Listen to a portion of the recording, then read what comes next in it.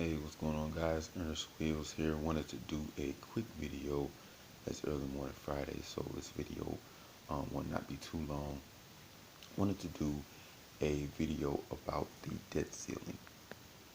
Um, we're having some interesting things take place in the very near future. So I don't know if you guys know or understand about what's going on with the debt ceiling.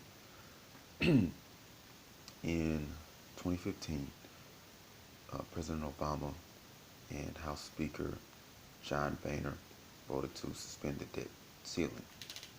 So the debt ceiling was suspended and the debt was frozen at a certain number. Not sure what that number is. And they suspended it until March 15th of this year, this past year, just about a month ago. And so the debt ceiling was reinstituted. Now the debt is the ceiling peaks at $20 trillion. And we are going to be hitting that in the next month or two. But what is interesting is Congress has to vote to raise the debt ceiling or the government runs out of money. The government is scheduled to officially run out of money by April the 28th, which is exactly 2 Fridays from today. So there was a Bloomberg article that I was reading, and the article it talked about how the government has until April 28th before it runs out of money, and then at that point they'll have approximately 5 days to discuss the budget, vote for a budget, and have President Trump sign up on a budget, or there's going to be a another government shutdown. So it's gonna, if they don't get it done in the first week of May, we're gonna have some problems. Now, here's what's interesting about this whole scenario.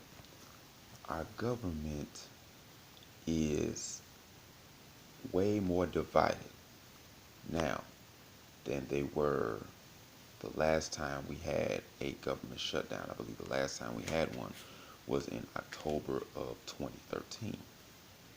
Obama had just been inaugurated for a second term, and it was his first year after his second term. And yeah, we had issues, but not the issues that we have now. The debt wasn't 20 trillion, it was about 15 or 16 trillion, something like that. We didn't have the fear that is in the air the way we do now when it comes to war, when it comes to strife, political strife. We didn't have all of these things. We didn't have the housing bubble reinflated the way it is, along with the student loan bubble and the auto loan bubble. We didn't have all these things. We didn't have the big banks as leveraged then as we do now. But my main concern is all of the political chaos that is going on. People are so divided, and a nation divided against itself cannot stand. And so it's going to be interesting what takes place over these next couple of weeks. I'm not sure what's going to happen. I don't believe that they're going to pass a budget. That's just my personal opinion, because there are so many different factors that go into play with the budget, and I believe that our government, our Congress, that they're just too divided right now in order to vote to pass something. I believe that they want a shutdown because it would do something as far as like stall Trump's presidency. It would bring a lot of chaos. I think that's what they want. I really do. I really do believe that that's what they want. And so I don't believe that there's going to be a budget pass. Now, here are the consequences. We'll do the consequences for and the consequences if they do pass the budget and raise the debt ceiling. Okay, let's say they do figure out a way to pass a budget and raise the ceiling. Well, the debt's going to continue to go up. Bubbles are going to continue to be inflated, and the more bubbles get inflated, the harder it's going to be when they burst. The reason why 2008 and 9 was so rough was because the housing bubble got so inflated that when it actually popped, people lost so much. I know a young man that used to live in Houston, Texas, and during the bubble, he was a multi-millionaire real estate investor. When the bubble popped, he was forced to move into a much smaller house, and his wife had to go to work. His wife did not have to work. She had to go to work at some job as like a secretary or something like that. It was that bad, and this is in Houston, one of the better areas when it came to housing and real estate. Another young man that I worked with when I was a teacher in the Brentwood School District in Greater St. Louis, his dad was a real estate investor. They lived in Wildwood. Wildwood's one of the predominant areas in St. Louis. And at the time, when the bubble popped, him and his dad had to move into a little small apartment because he lost a lot of money in real estate. And so when these bubbles pop, people lose a lot. But the bigger they get, the harder they fall when they pop. So the harder prices come down, the harder it is on the businesses to generate income, that sort of thing. And so if they do raise the ceiling, it just means more debt for everybody, which means it's going to get worse when the system does come down. Now, that's if they find a way to raise it. If they do not, I'm not sure what will happen, but this is what could happen. Okay, we know the government's going to be shut down, and people who work for the government, they won't be going to work, they'll be furloughed, that type of thing. But in addition to that, we could have a huge bond market sell-off simply because our national debt is bonds that are issued by our treasury.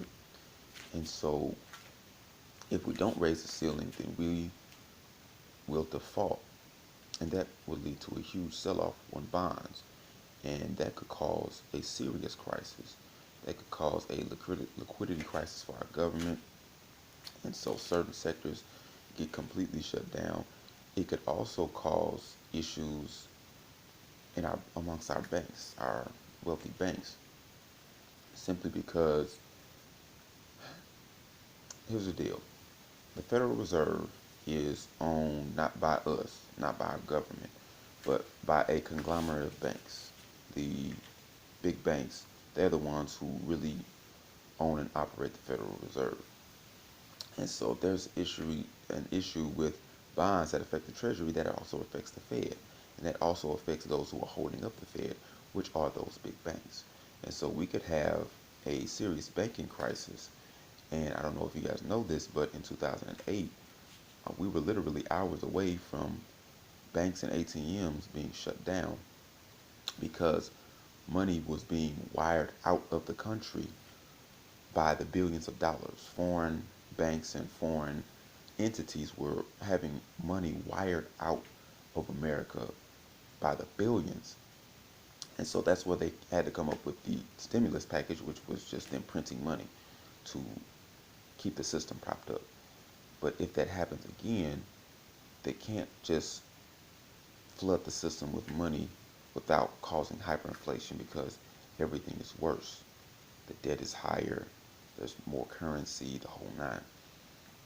And so if we have a shutdown, it could lead to so many other things, especially if it's long term.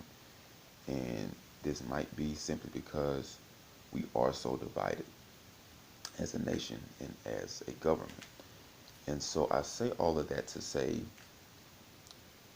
you might want to consider getting your financial house in order because we don't really know what exactly is going to happen.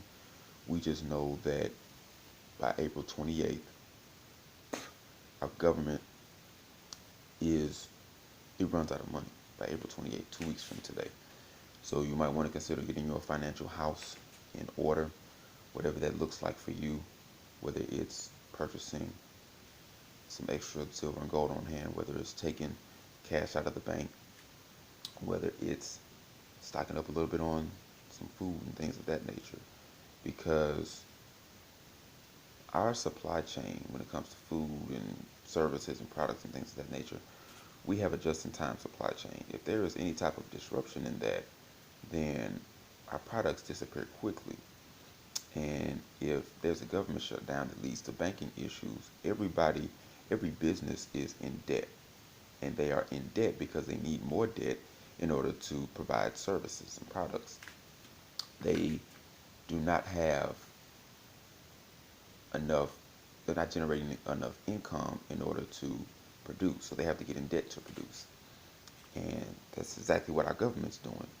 And most businesses in the United States of America are operating the same exact way.